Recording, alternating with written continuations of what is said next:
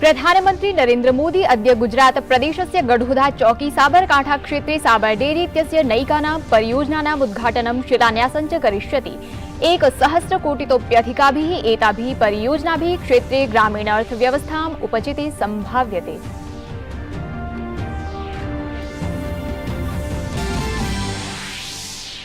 प्रधानमंत्री चेन्नई नगरस्य JLN अन्तः परिसरीय क्रीडाङ्गणे 44तमस्य शतरंज ओलम्पियाड् इत्यस्य शुभारम्भ घोषणां करिष्यति। प्रधानमन्त्रिणा कथितं यत् भारते अस्याः विशेषस्पर्धायाः आयोजनं गौरवास्पदम्। संसदः प्रावृष्टसत्रे अद्यापि महत्वपूर्णानि विधायि कार्याणि सूचीबद्धानि। लोकसभायां वन्यजीव संरक्षण संशोधन विधेयकं चर्चायै प्रस्तोष्यते।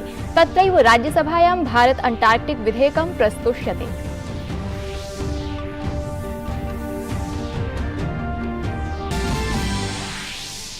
5G स्पेक्ट्रम इत्यस्य सघोष विक्रयः अद्य तृतीये दिनेपि प्रवर्तते। द्वितीयं दिनं यावत् आहत्य 1.94 लक्षकोटिरूप्यकाणां क्रयोद्घोषाः प्राप्ताः।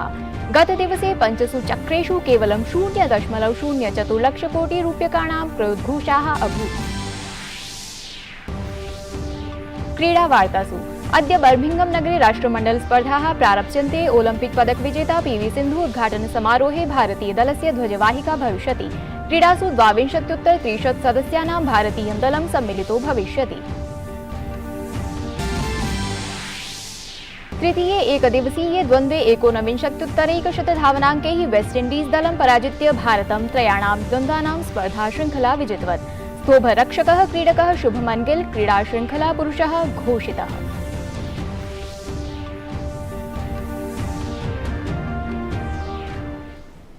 अभिवादये, अहमस्मि प्रज्ञा। अत्र भवतां भवतीनां च स्वागतम् एतस्मिन् DD न्यूज़ वार्ता प्रसारणे। अथ विशदीकृताः वार्ताः।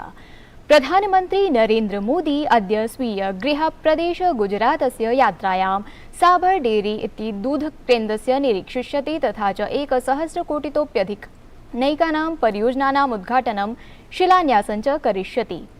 परियोजनाभिः इमाभिः स्थानीय कृषकाः दुग्धोत्पादकाः सशक्ताः भविष्यन्ति, अपि च तेषाम् आयवृद्धिरपि भविष्यति। अनेन क्षेत्रस्य ग्रामीण अर्थव्यवस्थायाम् उपचितिर्सम्भाव्यते। साबर डेयरी गुजरात सहकारी दुग्ध विपणन संघस्य शाखा अस्ति, यस्याम् अमूल ब्रांड इत्यस्य दुग्धोत्पादाः निर्मीयन्ते, तेषां विपणनमपि क्रियते। प्रधानमन्त्री साबर डेयरी इत्यस्यां प्रायः 20-100 मिलियन टन क्षमतायुतं पाउडर प्लांट इदमपि उद्घाटयिष्यति। अनेन सहैव प्रधानमन्त्री साबर चीज एंड वे ड्राइंग प्लांट परियोजनायाः आधारशिलामपि स्थापयिष्यति। दिनस्य स्वकीये द्वितीये कार्यक्रमे प्रधानमन्त्री चेन्नई नगरस्य JLN अन्तः परिसरीय क्रीडाङ्गणे 44तमस्य शतरंज ओलम्पियाड् इति चतुरंग क्रीडा स्पर्धा महोत्सवस्य शुभारम्भ घोषणां करिष्यति।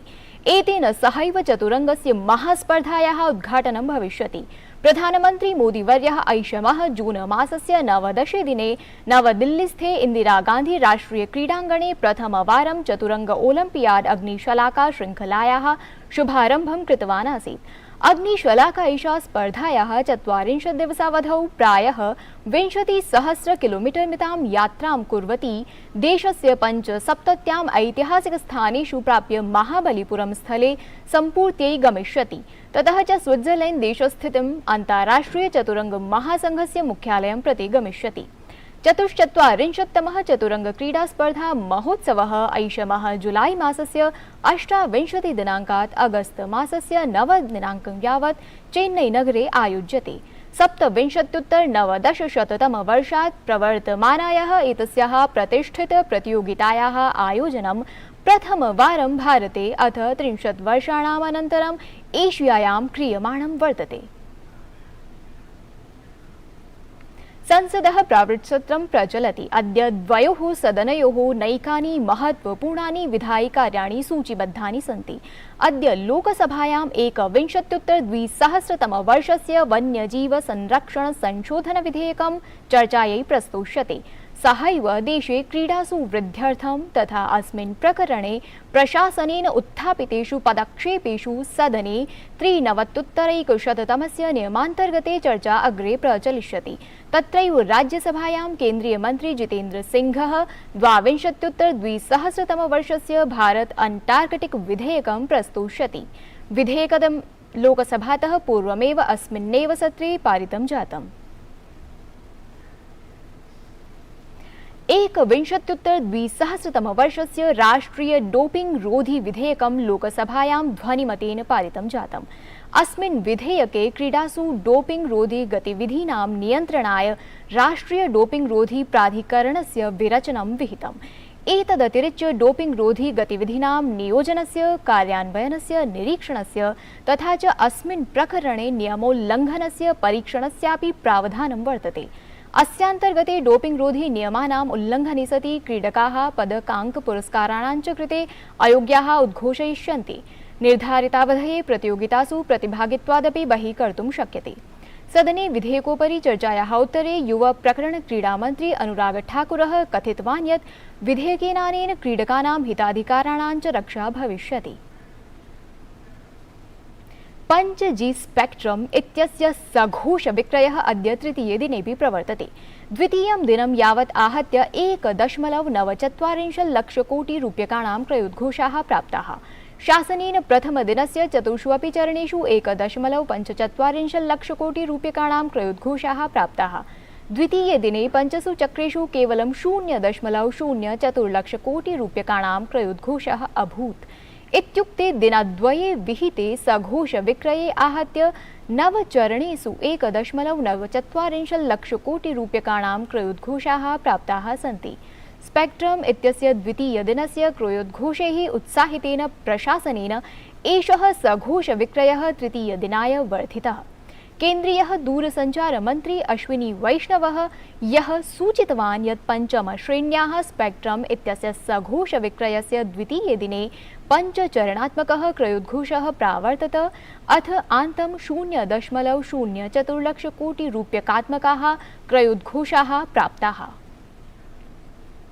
विदेशमन्त्री एस जयशंकरः उज्बेकिस्तानस्य राजधान्याः ताशकंद इत्यस्य द्विदिवसीयायां यात्रायां भविष्यति। तस्य यात्रा अद्य प्रारप्स्यति। अस्यां यात्रायां सह शंघाई सहयोग संघस्य विदेशमन्त्रिणाम् उपवेशने सम्मिलितो भविष्यति। शंघाई सहयोग संघस्य सदस्य देशानां विदेशमन्त्रिणाम् उपवेशने सितंबर मासे आयोक्ष्यमाणस्य शिखर सम्मेलनस्य विषये चर्चा भविष्यति। समरकंद क्षेत्रे सितंबर मासस्य 15-16 दिनाङ्कयोर्मध्ये शंघाई सहयोग संघस्य शिखर सम्मेलनम् आयोक्ष्यते। अवधेयास्पदं यत् शंघाई सहयोग संघः अन्तरक्षेत्रीय अन्ताराष्ट्रिय संघेषु बृहत्तमेषु एकः अस्ति। प्रधानमन्त्री नरेन्द्र मोदिनः आध्यक्ष्ये मन्त्रिमण्डलीयोपवेशने महत्वपूर्णाः निर्णयाः विहिताः।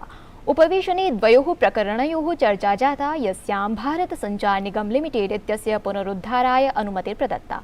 प्रशासनेन एतस्य कृते 64.1 लक्षकोटितोधिकानां रूप्यकाणां स्वीकृतिः प्रदत्ता। केन्द्रीय दूरसञ्चार मन्त्री अश्विनी वैष्णवः अकथयत् सञ्चारसेवायाः उत्कृष्टा स्थितिः प्रशासनस्य उद्देश्यमस्ति। प्रशासनस्य निर्णयानन्तरम् ऑप्टिकल फाइबर इति संचरण प्रणाल्याः समग्रं नियन्त्रणं भारत संचार निगम लिमिटेड इत्यधिकारे भविष्यति। कैबिनेट में BSNL भारत संचार निगम लिमिटेड के रिवाइवल के लिए 1,64,000 यानी 1,64,000 करोड़ का पैकेज अप्रूव हुआ है। BSNL की सर्विसेज को अपग्रेड करने का, अपग्रेड करना, एक्सपैंड करना, क्वालिटी ऑफ सर्विस को इम्प्रूव करना, BSNL के फाइबर नेटवर्क को किस तरह से एक्सपैंड करना, जिससे कि माननीय प्रधानमंत्री जी का जो विजन है, हर घर तक फाइबर पहुंचे, हर घर तक ब्रॉडबैंड सेवा उपलब्ध हो, हर घर तक इंटरनेट सेवा उपलब्ध हो, उसको कैसे आगे ले जाया जाए। अनेन सहैव भारत ब्रॉडबैंड नेटवर्क लिमिटेड तथा भारत संचार निगम लिमिटेड इत्यनयोः विलयः अपि अनुमतः। एतदनन्तरं भारत संचार निगम लिमिटेड इत्यस्य शक्तिर्वर्धिष्यति। ऋणपूर्त्यर्थं भारत संचार निगम लिमिटेड इत्यनेन सॉवरेन बॉन्ड इति प्रवर्तयिष्यन्ते। प्रधानमंत्री जी ने हर घर फाइबर पहुंचाने का जो संकल्प लिया है, उसमें भारत नेट एक बहुत महत्वपूर्ण प्रोग्राम है। इस पूरे नेटवर्क को अगर मर्ज कर दिया जाए तो बीएसएनएल का करीब करीब 8.5 लाख किलोमीटर का नेटवर्क है खुद का, और भारत नेट का जो 6.5 लाख किलोमीटर का नेटवर्क है, ये दोनों मिलके 5.6 लाख किलोमीटर, तो 5.5 और 8.5 कुल मिला के ये आ जाता है 14 लाख किलोमीटर का network. This is a huge network and then this becomes a very important asset for the country, और coordinated, managed, operated by one entity, so there are no coordination issues. इससे हमको विश्वास है कि देश के कोने कोने में जो ब्रॉडबैंड सर्विस ले जानी है ऑप्टिकल फाइबर से, उसमें बहुत बड़ा बूस्ट मिलेगा। केन्द्रीय मन्त्रिमण्डलेन षोडशोत्तर 326 व्ययेन देशस्य दूरस्थेषु ग्रामेषु 4G सेवायाः कृते परियोजना अनुमता। अश्विनी वैष्णवेन कथितं यत् अनेन देशे ब्रॉडबैंड सेवायाः विस्तारे साहाय्यं भविष्यति। 25,000 विलेजेस को कवर करने के लिए टोटल 26,316 करोड़ 26,316 करोड़ का कंप्लीट एक पैकेज अप्रूव किया है, जो सैचुरेशन कवरेज के नाम से जाना जाएगा। सैचुरेशन कवरेज में कंप्लीट ये जितने भी गांव हैं, इन सब गांवों को कवर किया जाएगा। आप सब जानते हैं कि हमारी सरकार का एक बहुत बड़ा महत्वपूर्ण लक्ष्य है अंत्योदय, बहुत ही इम्पॉर्टेंट है सबका साथ सबका विकास। किसी भी फैसिलिटी को उन लोगों तक पहुंचाना जो कि समाज के अंतिम छोर पे है, वंचित है, अवहेलित है, डिप्राइव्ड है, जो कि मेन स्ट्रीम डेवलपमेंट के मेन स्ट्रीम में नहीं आ पाए, वहां तक डेवलपमेंट को पहुंचाना हमारे सरकार का, प्रधानमंत्री जी का एक बहुत बड़ा निश्चित गोल है। केन्द्रीय क्रीडा युवा प्रकरण मन्त्री अनुराग सिंह ठाकुरः राष्ट्रमण्डलस्य क्रीडामन्त्रिणां 10तमम् उपवेशनं सम्बोधितवान्। तेन देशस्य क्रीडाकेन्द्रितनीतयः, विश्वस्तरस्य आधारभूतसंरचनाः, क्रीडाङ्गणं, प्रतिभायाः अन्वेषणं, विशेषज्ञसमितिः, एतदतिरिच्य प्रौद्योगिक्याः उपयोगं सुनिश्चेतुं क्रीडा पारिस्थितिकी तन्त्रस्य परिवर्तनं समेत्य नैकेषु प्रकरणेषु विचाराः प्रकटिताः। On the Khelo India side, we have spent a lot of money and resources to focus on the quality athletes and also to create awareness among the general masses and to look at the talent identification of the upcoming athletes. On the other hand, at the Fit India movement, it is for the general public where we want them to stay fit, and technology has been a great enabler, whether it has been sports or whether it has been the Fitness in Fit India campaign. तृतीयायाम् एकदिवसीय cricket क्रीडायां भारतेन West Indies दलं 19 धावनाङ्कैः पराजितम्। वृष्ट्या बाधितायाः क्रीडायाः क्रमे प्रथमं क्रीडता भारतीय दलेन Duckworth Lewis नियमान्तर्गतं Windies दल पुरतः 35 कन्दुकक्षेपचक्रेषु 57,200 धावनाङ्केभ्यः लक्ष्यम् उपस्थापितमासीत्। उत्तरे च पूर्णं वेस्ट इंडीज दलं 26 कन्दुकक्षेपचक्रेषु 37,100 धावनाङ्कान् निर्माय व्यरमत्। भारतपरतया युजवेन्द्र चहलेन सर्वाधिकाः चतुस्तोभाः स्वीकृताः। एतेन जयेन भारतीय दलेन एकदिवसीय क्रीडाशृङ्खलायां वेस्ट इंडीज दलं क्रीडायाः बहिः कृतम्। अथ च स्तोभरक्षकः क्रीडकः शुभमन गिल क्रीडाशृङ्खलापुरुषत्वेन घोषितः। अद्य बर्मिंघम नगरे राष्ट्रमण्डल स्पर्धाः प्रारप्स्यन्ते। ओलम्पिक पदक विजेत्री पीवी सिन्धु उद्घाटन समारोहे भारतीय दलस्य ध्वजवाहिका भविष्यति। क्रीडासु 22 सदस्यानां भारतीय दलं सम्मिलितो भविष्यति। एताः क्रीडाः अगस्त मासस्य 8 दिनाङ्कं यावत् आयोजिताः करिष्यन्ते। 22 राष्ट्रमण्डल क्रीडासु 63,200 पदकोपक्रमाः सम्मिलिताः सन्ति। मनप्रीतस्य नाम द्वितीय ध्वजवाहकरूपेण युक्तम्। ध्यातव्यमस्ति मनप्रीतस्य नेतृत्वे गतवर्षे भारतीय पुरुष हॉकी दलेन टोक्यो ओलम्पिक स्पर्धासु कांस्य पदकं जितमासीत्। एतत् वार्ता संस्करणम् अधुना सम्पद्यते। अभिनवाभिः वार्ताभिः सह पुनः उपस्थास्यामः। तावत् मङ्गलं भूयात्।